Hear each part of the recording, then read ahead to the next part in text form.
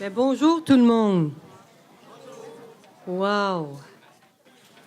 24 octobre 2018. Bien ça? Oui. C'est une journée, pour moi, dans mon chemin de vie, historique. Et j'espère que ça va être une journée aussi historique dans notre chemin collectif de faire passer ce mouvement de la maltraitance à la bientraitance. On est rendu là. Ça fait des années que vous êtes sur le terrain. Ça fait des années que tout le monde crie, puis oh, ça n'a plus d'allure. Ça se peut pas qu'avec toute la bonne volonté, le bon cœur et le bon sens, Hélène Rumac, la fondatrice, disait, c'est une question de GPC et de gros bon cœur et de gros bon sens. Si on a ces deux choses-là, le reste, on va l'apprendre. On va cheminer ensemble. Il n'y a pas de solution parfaite, mais il y a un problème pour chaque solution. Malheureusement, pour chaque solution, il y a un problème. Mais c'est ça le mouvement, c'est de retrouver des nouvelles solutions et de s'adapter aux besoins de la personne changeante, puis aux besoins aussi de nos institutions, de nos centres de soins de longue durée qui doivent faire ce tournant-là, pas juste dans leurs écrits, dans leurs petits gestes quotidiens, dans la culture. Et j'aimerais souligner ici qu'on a été ici en 1995 à ce même lieu. C'était Mme Rumac qui accueillait les gens. À ce moment-là, la conférence s'appelait « Brisons le silence ». Parce qu'on disait, ben non, il y en a, oui, il y en a des cas d'abus, de négligence, mais c'est des cas d'exception. Mais là, on n'est plus rendu là. C'est systémique. Et on aime dire que si on fait partie du système, on est des personnes avant tout, avant d'être un système. Et si on est capable, si on fait partie du problème, on fait aussi partie de la solution. Et je suis contente que, grâce à la technologie, on est en web diffusion en direct présentement. Alors, à tous ceux qui nous écoutent en web diffusion, je ne sais pas où vous regardez, mais dans votre cœur et dans ma tête, vous êtes là. Et je vous remercie de participer en si grand nombre. On a environ 130, je crois, personnes qui nous suivent en direct. Je vous souhaite la bienvenue. On va avoir la chance de se reparler un peu plus tard. On a une belle brochette de gens qui vont parler aujourd'hui. Les experts, ça part du résident qui est expert de ses besoins, ça part du parent ou de l'ami ou qui accompagne, son représentant qui accompagne le résident, qui est un expert des besoins. Après ça, il y a le préposé, il y a l'infirmière. C'est les experts de donner les soins. On peut le faire de même, mais pas de même. Je ne veux pas me faire mal dans le dos. Puis regarde si on faisait ça de même. Puis c'est pas écrit à nulle part dans le plan de soins. Mais moi, j'ai trouvé une bonne façon de laver les dents puis pas qu'elle s'étouffe. C'est d'autres experts terrain. On a nos infirmières, on a nos infirmières cliniciennes, on a nos administrateurs. Alors, et après ça, on a nos gestionnaires, puis on a nos politiciens, puis on a notre population. Puis là, tout le monde dit, mais oui, mais on ne peut pas changer le système. C'est le système. Ben, j'ai dit, coucou, je fais partie du système. Alors, je peux faire une différence. Alors, sur ça, j'espère que vous allez passer une très belle journée. Puis, on va commencer cette rencontre avec, je vais vous passer, oui, au niveau technique, je vais vous passer et un autre Hélène Durand qui va vous expliquer le déroulement technique de la rencontre. Merci d'être là. Bonjour tout le monde et bienvenue. Merci, comme Joanne a dit, d'être présent, d'avoir répondu à l'invitation que HVD a travaillé très fort pour vous concocter cette journée avec de nombreux experts. Tellement nombreux que je devrais parfois intervenir avec ma collaboratrice Mona Beck pour s'assurer du respect du temps. Donc, on ne veut pas être impoli ou restreindre vos commentaires, mais on veut vraiment que tout le monde puisse s'exprimer et avoir suffisamment de temps parce qu'on est un horaire très chargé. Donc, ce matin, il y a une courte pause qui est prévue de 10h15 à 10h30 pour, on appelle la pause pipi, la pause exercice pour se délier un petit peu, pour se mettre en forme, pour vivre un peu, sentir dans notre corps, un peu comme nos résidents qui parfois sont des 3-4 heures assis sans bouger. Donc, on veut pas, on veut de la bientraitance avec vous, donc on va vous permettre ça. Et c'est un petit 15 minutes, seulement pour vous rafraîchir, parce que le temps que nos conférenciers s'installent pour la deuxième portion qui est la plénière. Si vous avez besoin d'aide, on a des bénévoles et du personnel de Carpe Diem qui sont assis dans cette section-là. Voulez-vous juste lever votre main?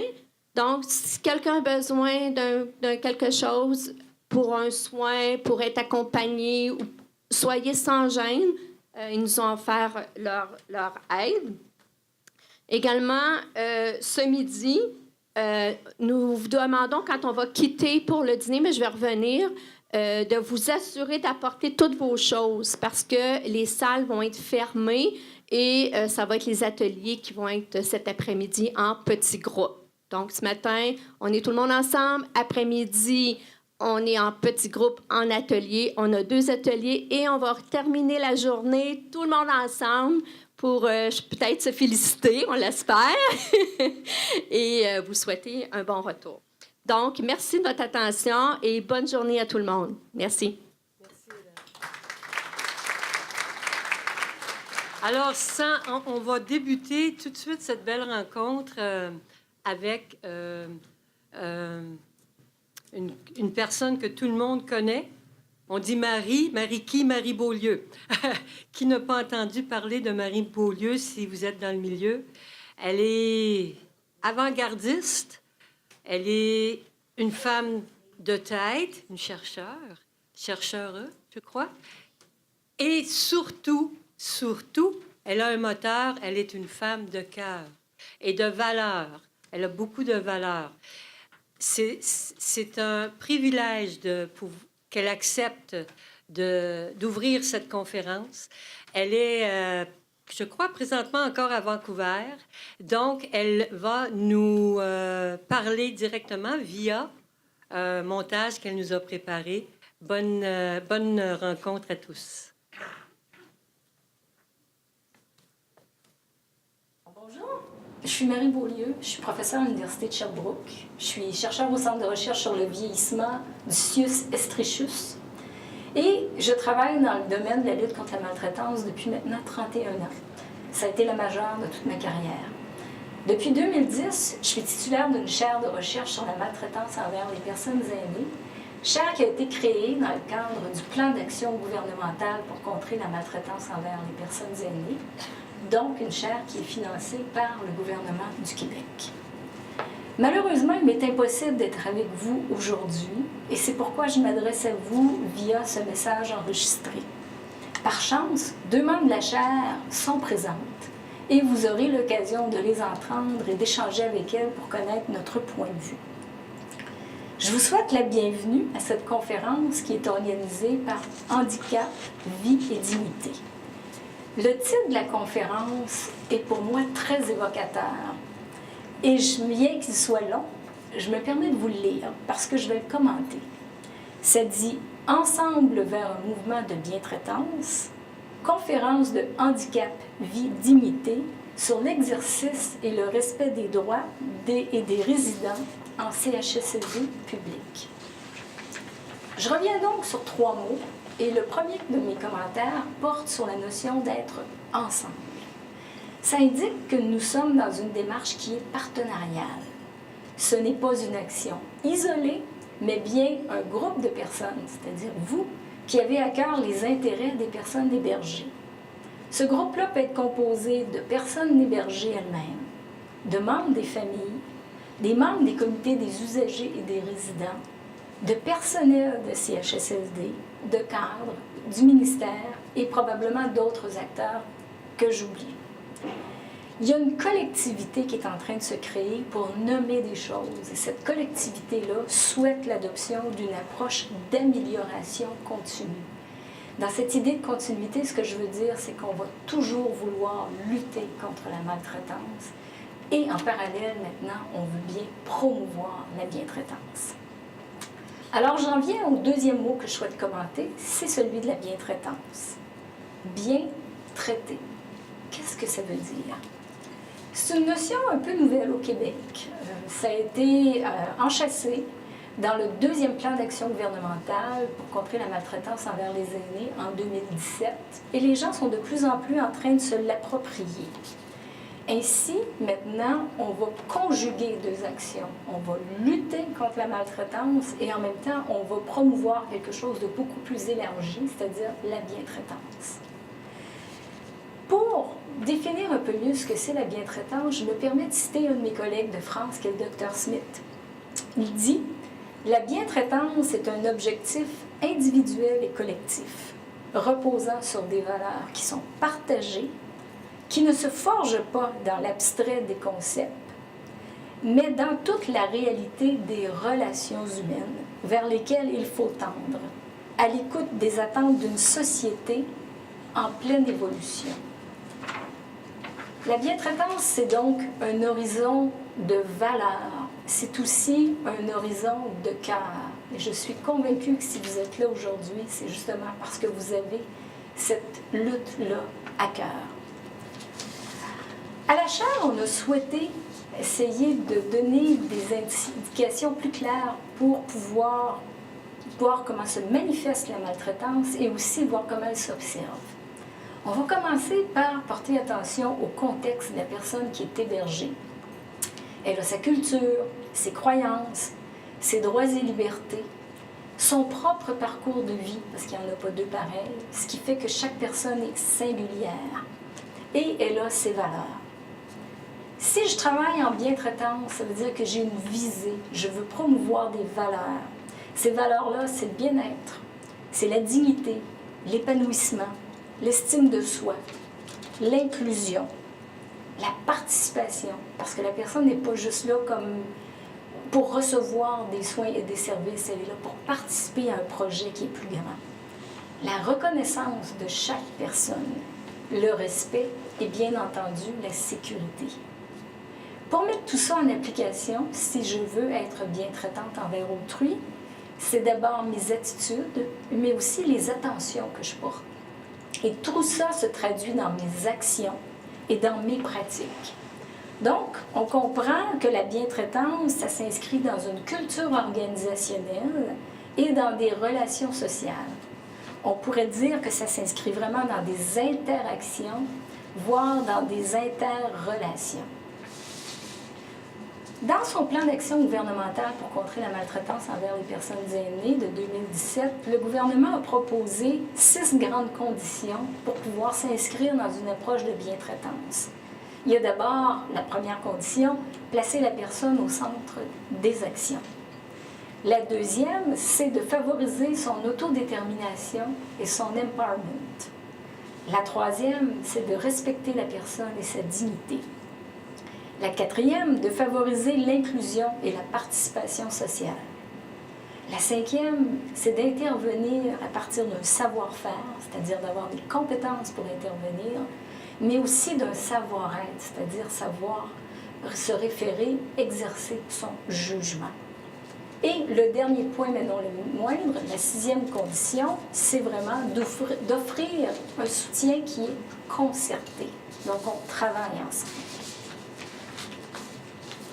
Le 3e terme sur lequel je veux revenir, c'est celui de l'exercice et du respect des droits.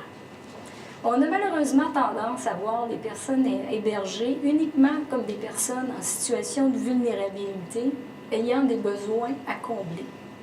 Quelle vision restrictive! Ces personnes ont des droits. D'ailleurs, j'ai le plaisir depuis 3 ans de participer à des travaux à l'ONU qui visent à préparer une éventuelle Convention internationale des droits des personnes aînées. Et une des convictions qui nous anime et qu'on partage, c'est vraiment de dire que quand on a une convention, ça permet de sortir des gens de l'invisibilité parce qu'on les nomme comme des êtres de droit. Donc, au Québec, on a des droits et ces droits-là sont enchâssés dans différents outils. Je vais vous parler de 2 outils. Premièrement, la loi de la santé et des services sociaux qui reconnaît 12 droits aux usagers. Je vous donne quelques exemples, je ne les nomme pas tous. les droits au service, le droit de consentir ou de refuser des soins, le droit de participer aux décisions, le droit d'avoir accès à son dossier d'usager et aussi le droit de recevoir des services en anglais.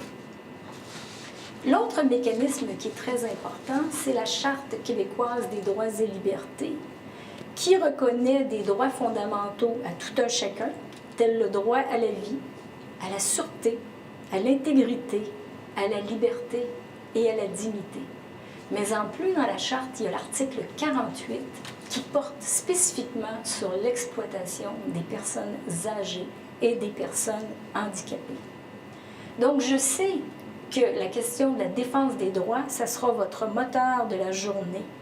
Dans toutes les conférences, dans les ateliers, vous allez vous outiller pour reconnaître vos droits, en revendiquer le respect et aussi les défendre. De tout cœur, je vous souhaite une belle journée de partage, de mise en commun de vos défis. Surtout, je vous invite à miser sur cette journée pour vous ressourcer et vous renforcer. Comme mot de la fin, je vais citer une collègue de France que j'apprécie beaucoup, qui s'appelle Alice Casagrande, qui dit « Le premier jalon de la bientraitance, c'est donc d'interrompre la répétition de l'échec et de l'incompréhension. » Autrement dit, Alice Casagrande nous invite à prendre un temps d'arrêt, c'est votre journée, et ce sera le temps pour vous donc de vous arrêter, d'analyser ce qui ne fonctionne pas, de trouver et d'appliquer des solutions et de promouvoir le changement. À chacune et chacun, une très belle journée.